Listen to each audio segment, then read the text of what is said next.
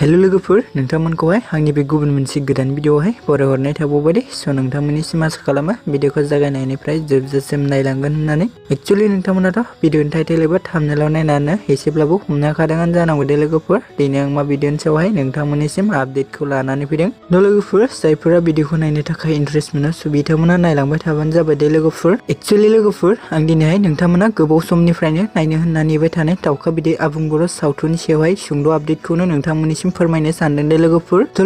जोंहा दैमुरि creation YouTube चेनेलाहाय दावखा बिदै आबुं बर' सावथुननि एपिसोड 14 भिडिअखौबो मैयाहायसो रिलिज खालामना होफिनदों दे लोगोफोर लोगोफोर नोंथांमोनाथ' दायो बे दावखा बिदै आबुं बर' सावथुननि एपिसोड 14 भिडिअखौ गोबाङानो नायखाबाय आरो गोबाङानो नायाखै जानांगौ दे लोगोफोर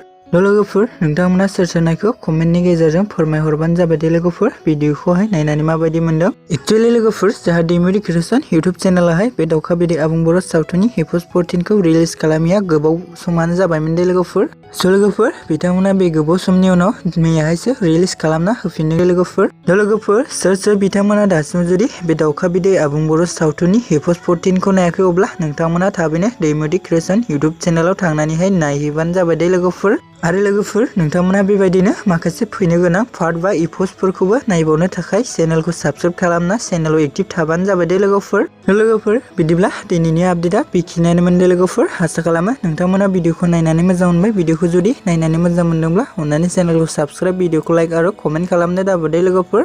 मानोना नोंथांमोननि सापर्ट आरो मददखौ मोनोब्लासो आंबो गोदान अपडेटखौ आपडेटखौ नोंथांमोननिसिम शेयार खालामबाय थानो हागोन दे लोगोफोर जायफोरा दासिम जुदि दावखा बिदै आबुं बर' सावथुननि एपिसोड 14 भिडिअखौ नायाखै अब्ला नोंथांमोना थाबैनो दैमुरि क्रिएशन इउटुब चेनेलाव थांनानैहाय नायनानै लाहैबानो जाबाय दे लोगोफोर